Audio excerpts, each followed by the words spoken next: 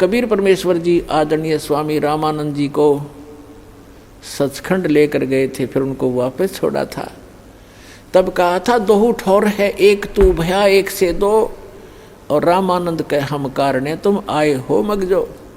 तुम साहेब तुम संत हो, तुम सतगुरु तुम हंस, और गरीबदास तेरे रूप बिना और न दूजा अंश। तुम ही साहेब हो, परमात्मा हो, तुम ही सतगुरु हो, सच्चा ज्ञान मालिक आपके पास ही है। इस विश्व में किसी के पास सच्चा ज्ञान नहीं है, आप सतगुरु हो।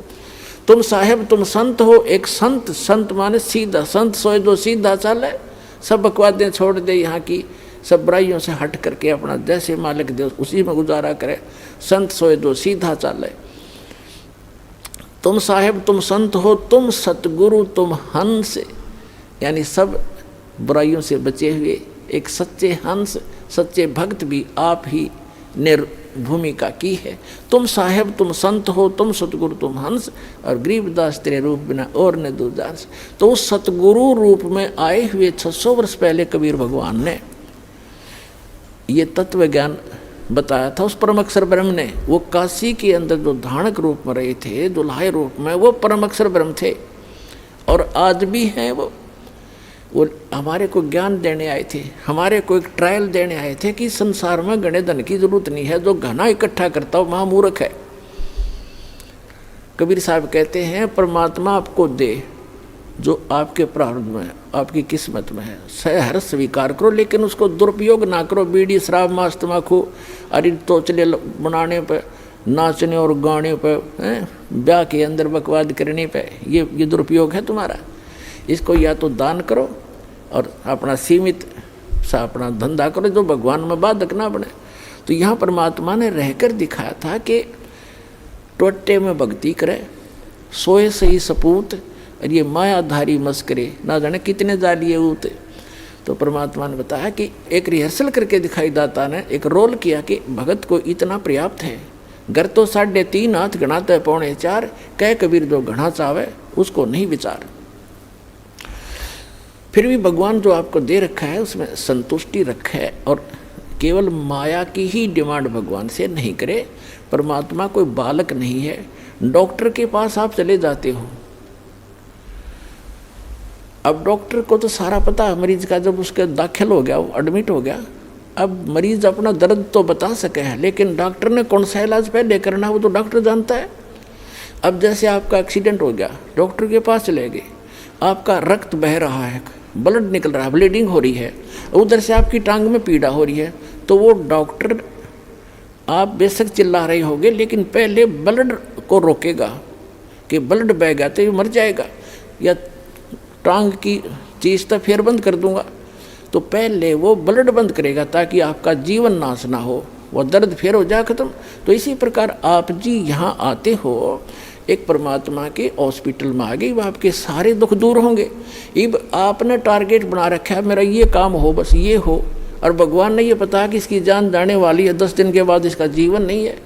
तो आपकी एज एक्सटेंड करेगा, उम्र एक्सटेंड करने के लिए जो आपको एड दे रहा है, वो काम आपका भले ही ना हो रहा है, लेकिन आपको जीवन दान दे करके वो 100 सुख देगा फिर आगे चल के। और मरीज ये कहे मेरे टांग में पीड़ा, तू कैसा डॉक्टर है, मुझे दर्द ही ठीक हो रहा, लेकिन डॉक्टर को पता है कि इसका ब्लड रोकना जरूरी है। तो डॉक्टर वही काम करेगा जो आपके हित में होगा, आपकी नहीं मानेगा पहले वो। उसको मालूम है कि आप चिल्ला रहे हो, उसको मालूम है कि इसमें ऐसी पीड़ा होगी, लेकिन ये घातक नहीं है। तो छोटे मोटे जो कष्ट आपको यहाँ आने पर भी हो रहे हैं, जैसे कई तो ऐसे हाथी ठीक हो जाते, कुछ एक को अभी वो राहत नहीं मिल रही है जो वो डिमांड लेकर आते हैं। उसका कारण क्या है कि आपका जीवन नाश होने वाला होगा निकट भविष्य में, और परमात्मा आपको एक्सटेंड करेंगे, पहले वो ठीक करेंगे आपका, फिर आप पे सारा सुख होता चला जाएगा, जीवन भी मिलेगा, भक्ति भी होगी, सारा सुख भी यहाँ का जो चाहिए वो भी देगा।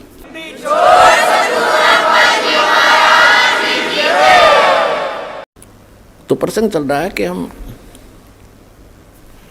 गीता अध्याय नंबर 15 के श्लोक नंबर 1 से 4 में ये स्पष्ट किया है कि उल्टे लटके हुए संसार रूपी वृक्ष को जो जानता है वेदवित, वो तत्वदर्शी संत है, वो वेद के तात्पर्य को जानने वाला यानी तत्व ज्ञान युक्त है। तो वो ज्ञान स्वयं भगवान ने बोला करके 600 वर्ष पहले, जिसको हम एक जुल्हा एक धानक कहा करते थे, पुण्यात्माओं, ये आपके पिता हैं, पूरे विश्व के सभी आत्माओं के हमदर्द हैं। हमारे लिए ये कैसे वेशभूषा में यहाँ रहा करते थे और कैसा रोल करते थे, और पूरे ब्रह्मांडों का संचालन भी वो एक झोंपड़ी में बैठकर किया करते थे। उसकी समर्थता से जब आप परिचित होगे तब आपको पता चलेगा सचमुच हम भगवान को छोड़कर अन्य की जो साधना कर रहे थे वो मोक्षदायक भी नहीं थी, सुखदायक भी नहीं थी। तो क्या बताया परमात्मा ने? अक्षर पुरुष एक पेड़ है जो पृथ्वी से बाहर दिखाई देता, उसको पूरे सभी विभाग सहित उसको पेड़ बोलते हैं, ट्री बोलते हैं, वृक्ष कहते हैं, दरखत कहते हैं, रूख कहते हैं। और उसकी जो नीचे का जो हिस्सा है जड़, वो प्रोक्ष है, वो गुप्त है। तो इसको उल्टा कर लीजिए, ऊपर को जो जड़ है वो संसार रूपी वृक्ष की, तो वो जड़ तो समझो पूर्ण परमात्मा है। और उस पूर्ण परमात्मा ने आके बताया है कि अक्षर पुरुष एक पेड़ है और सरपुरुष वा की डार, ज्योति निरंजन जिसके कहते हैं सरपुरुष, और तीनों देवा शाखा है ये पात्र संसार। ये देखिएगा एक संसार रूपी वृक्ष का चित्र दिखाते हैं। ये पृथ्वी से बाहर जो दिखता है समझो,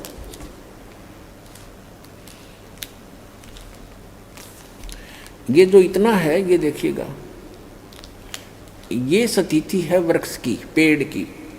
परमात्मा ने खुद बताया कि अक्षर पुरुष एक पेड़ है, ये सारा एक पेड़ है, और इसका तना जो है ये अक्षर पुरुष है, और सरपुरुष या की डार,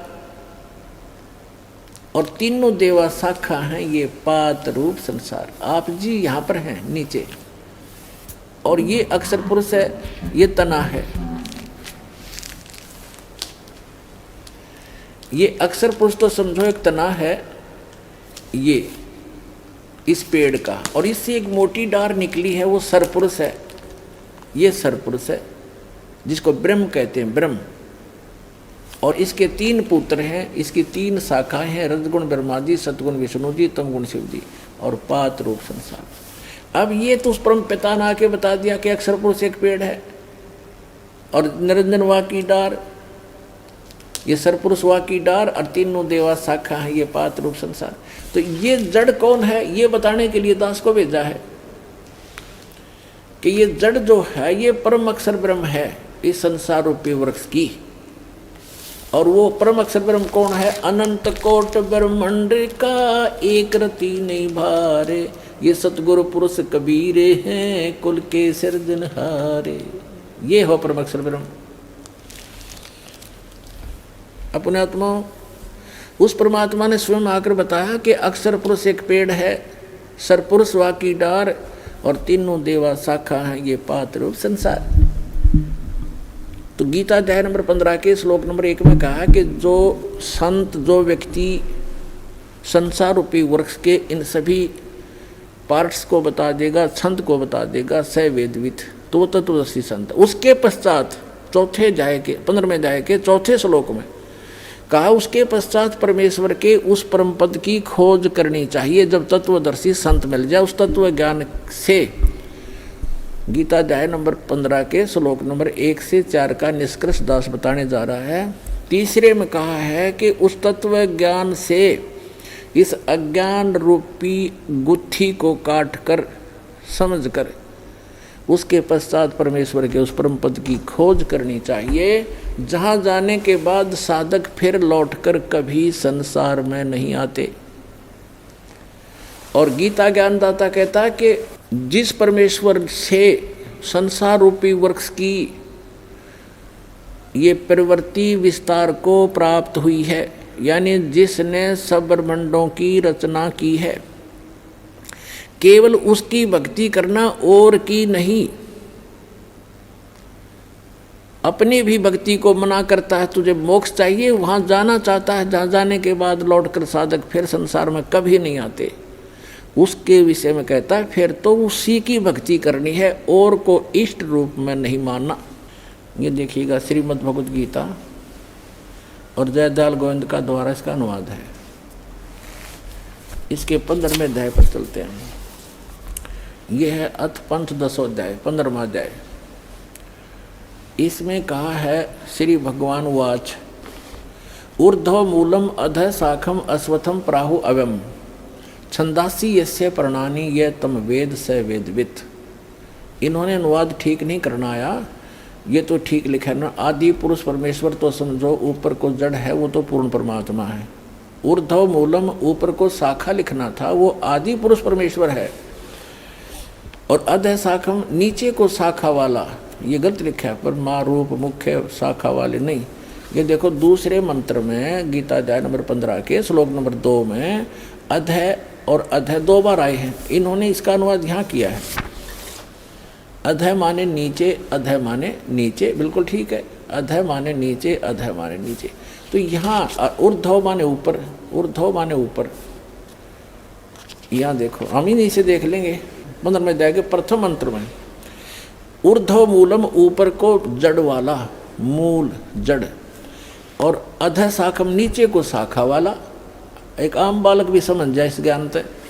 और संसार रूपी पीपल के वृक्ष को अविनाशी कहते हैं। छंद, छंद वेद नहीं होते, छंद माने इसके विभाग जिसके पत्ते आदि कहे गए हैं।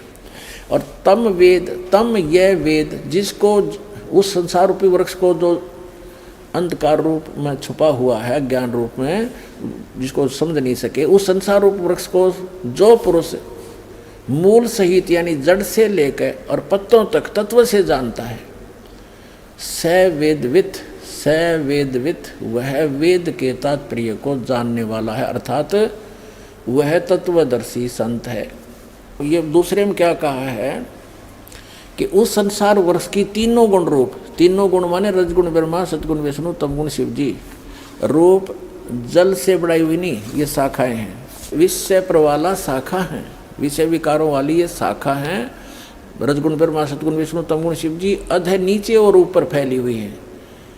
ये नीचे माने जैसे यो गीता का ज्ञान पृथ्वी पर बोला जा रहा था, ऊपर स्वर्ग नीचे पाताल, ऊपर और नीचे फैली हुई है। क्योंकि श्री ब्रह्मा, श्री विष्णु, श्री शिव जी एक एक गुण युक्त हैं, एक एक विभाग के मंत्री हैं। इनका प्रभाव इन तीनों ही लोकों पर है, पृथ्वी लोक पर, पाताल लोक और स्वर्ग लोक पर। इससे अन्य जो स्थान हैं, जो ब्रह्म लोक है वो अलग स्थान है, वहाँ पर ये काल भी तीन ही रूप धारण करके रखता है, उसमें भी तीनों ही गुण अपने विद्यमान रखता है। वो ऊपर के लोकों के लोग उससे प्रभावित होते हैं, इनका केवल यहीं तक सीमा है। अब देखो ऊपर और नीचे फैली हुई, और मनुष्य लोक में, इस संसार में कर्मों के अनुसार बांधने वाली ये भी मुख्य मूलानी, मुख्य कारण है, नीचे और ऊपर फैली हुई है, नीचे और ऊपर। अब तीसरे में कहा है कि इस संसार वर्ष का स्वरूप जैसा कहा है वैसा यहाँ विचार काल में गीता ज्ञानदाता कहता कि जैसा इसके बारे में सुना है उसको पूर्ण रूप से मैं तेरे को नहीं बता पाऊंगा इस गीता जी के डिस्कशन में। इस संसार वर्ष का स्वरूप जैसा कहा है वैसा यहाँ विचार काल में नहीं पाया जाता, नहीं पाया जाता। क्योंकि गीता ज्ञानदाता कहता है कि क्योंकि न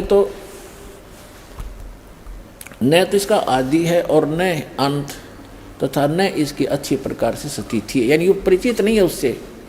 इसलिए इस अहमता, इस सुविरुद्ध मूलम, इस दृढ़, अब जैसे संसार रूपी वृक्ष का ऊपर को जड़ जो स्थान है वो सतलोक, अलखलोक, अगमलोक, अकैलोक, ऊपर क्या जो पोर्शन है सारे चारों लोक वो अविनाशी स्थान है। इसलिए सुदृढ़ मूल कहा, वो मूल जो है वो अविनाशी है, वो शाश्वत है।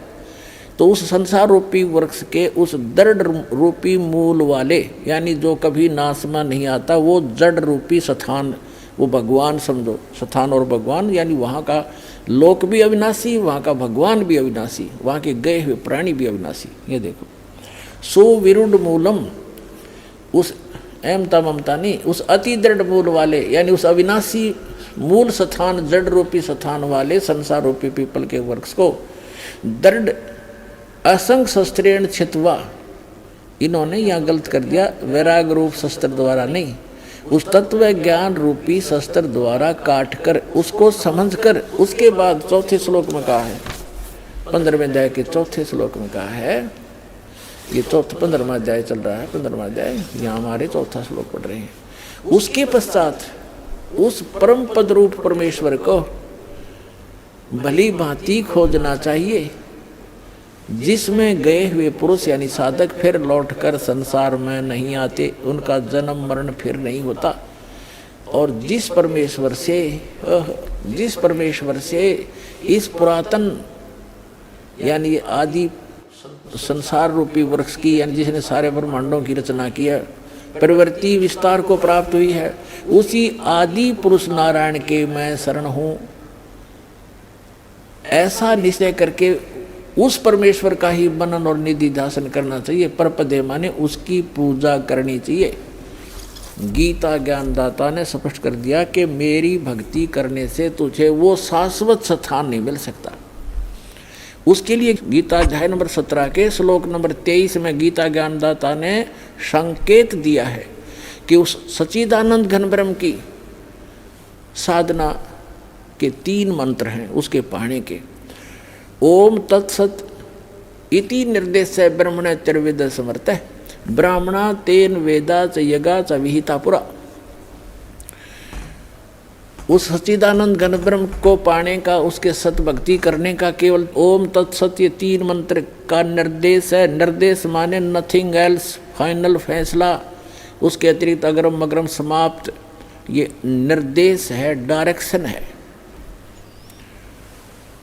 आदेश भी है और ये राय भी है। सच्चिदानंद घन ब्रह्म को पाने का, उस परम अक्षर ब्रह्म को, उस सुख स्थान को पाने का ये 3 मंत्र की मजदूरी है, स्मरण है इसका 3 मंत्र का। गीता अध्याय नंबर 15 के श्लोक नंबर 16 और 17 में 3 पुरुष बताए, एक सरपुरुष, एक अक्षर पुरुष और तीसरा परम अक्षर पुरुष यानी परम अक्षर ब्रह्म। तो आपको पूरा डिटेल बताई दी है पूरा उल्टे लटके हुए संसार रूपी वृक्ष की। तो परम अक्षर ब्रह्म तो उसकी जड़ समझो, मूल है जो सबका धारण पोषण करता है। तो गीता अध्याय नंबर 15 के श्लोक नंबर 16 में कहा कि 2 पुरुष हैं, सरपुरुष और अक्षर पुरुष, और ये दोनों नासवान, इनके अंतर्गत जितने प्राणी वो भी नासवान है। जीवात्मा किसी की नहीं मरती, वो तो गधे कुत्ते की भी नहीं मरती। फिर 15वें अध्याय के 17वें श्लोक में तुरंत कहा कि उत्तम पुरुष है तू अन्य, पुरुषोत्तम सही भगवान तो इन दोनों से सर और अक्षर पुरुष से कोई और है जिसको परमात्मा कहा जाता है, और जो तीनों लोकों में प्रवेश करके सबका धारण पोषण करता है वो अविनाशी परमेश्वर है। यानी वृक्ष का धारण पोषण किससे होता है? मूल से होता है, जड़ से होता है, और जड़ वो परम अक्षर ब्रह्म है। तो परम अक्षर ब्रह्म वो कबीर भगवान जो है वो सबका धारण पोषण करने वाला वही है। तो यहाँ क्या बताया है कि उस ओम तत्सत, ओम जो है, ओम तो मंत्र है ब्रह्म का जिसको सरपुरुष कहते हैं, और तत् है ये अक्षर पुरुष का जिसको परब्रह्म भी कहते हैं। ब्रह्म से नेक्स्ट ब्रह्म, परब्रह्म दूसरा, और तीसरा जो मंत्र है सत्य वो परम अक्षर ब्रह्म का है, वो परम अक्षर पुरुष का है। तो ये तीनों मंत्र इस दास के पास उपलब्ध हैं। इन तीनों मंत्रों की मजदूरी करनी है, इसकी साधना करनी है। अभी तक ये मार क्यों खाते रहे कबीर पंथी? ये इन मंत्रों का जाप नहीं करते थे जो दास आपको प्रथम बार देता है। ये कहते हैं तो ब्रह्मा विष्णु महेश की पूजाएं हैं, हम क्यों करें, हम तो सतपुरुष की साधना करेंगे।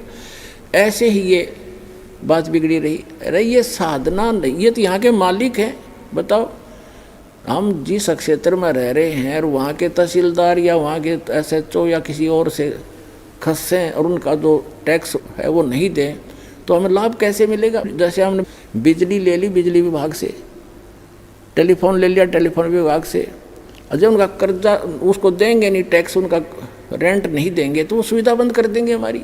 इसमें क्या एहसान किया? तो हम मजदूरी कर रहे हैं यहाँ की सुविधा प्राप्त करने के लिए, और कुछ धन डिपॉजिट कर रहे हैं जो अपने स्वलोक जाने के लिए। तो ये इनकी पूजा नहीं है। हम कोई किसी से जैसे टेलीफोन वालों से टेलीफोन सुविधा ले रखी है, मोबाइल फ़ोन ले लिया, तो उनसे हम अपनी जो मजदूरी करके उनको दे रहे हैं, उनका किराया रेंट उसका बिल भर रहे हैं, तो वो उनकी पूजा नहीं करे, वो हमें आवश्यकता है इसलिए, और उनसे मेल रखना भी हमारे सभ्यता शिष्टाचार है। तो ये सभी ब्रह्मा विष्णु महेश भी एक यहाँ के अधिकारी हैं। ये इनके सत्र का जो लाभ है यही देंगे उसको, और उसकी विधि बताई है कि इनका ये ऐसे ऐसे आपने ये बिल भरना पड़ेगा, इसकी मजदूरी ये है, इस मजदूरी से वहाँ आपको ऑटोमेटिक कनेक्शन मिला रहेगा। ऐसा सिस्टम भगवान का। तो यहाँ ओम तत्सत, ये 3 इन पुरुषों की भक्ति है, सरपुरुष, अक्षर पुरुष और परम अक्षर पुरुष की। तो गीता ज्ञानदाता कहता है कि उस परमात्मा की शरण में जा जिसके 3 मंत्र की भक्ति है। सच्चिदानंद घन ब्रह्म के पाने की केवल 3 मंत्र का निर्देश है। गीता अध्याय नंबर 8 के श्लोक नंबर 5 और 7 में गीता ज्ञानदाता अपनी साधना बताता कि मेरी भक्ति कर मुझे प्राप्त होगा, लेकिन युद्ध करना पड़ेगा, शांति नहीं हो सकती। जहाँ युद्ध है वहाँ शांति खाक है। तो कहता है तूने युद्ध करना पड़ेगा, यदि तुझे परम शांति चाहिए तो 18वें अध्याय के 66वें श्लोक में कहा कि उसकी शरण में जा, उस परम अक्षर ब्रह्म की शरण में। उस परम अक्षर ब्रह्म का मंत्र बता दिया 15वें अध्याय के 23वें श्लोक में। और अब 8वें अध्याय के 8, 9, 10 श्लोक में गीता ज्ञानदाता कहता है कि उस परम अक्षर ब्रह्म की भक्ति करेगा तो उसको प्राप्त होगा, जहाँ जाने के बाद साधक फिर लौट कर कभी संसार में नहीं आता। तो वहाँ सारी सुख सुविधाएं हैं। पुण्यात्माओं, आपका सौभाग्य है, धन है आपके माता पिता जिनसे जन्म हुआ ऐसे समय में। अपना कल्याण कराओ, भक्ति करो और मोक्ष पाओ। बोलो सतगुरुदेव।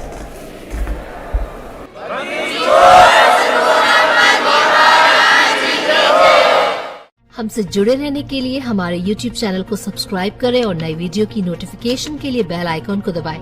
अगर आप ये वीडियो Facebook पर देख रहे हैं तो लाइक जरूर करें और ज्यादा से ज्यादा शेयर करें। हमसे जुड़े रहने के लिए हमारे YouTube चैनल को सब्सक्राइब करें और नई वीडियो की नोटिफिकेशन के लिए बेल आइकॉन को दबाएं। अगर आप ये वीडियो Facebook पर देख रहे हैं तो लाइक जरूर करें और ज्यादा से ज्यादा शेयर करें। धन्यवाद।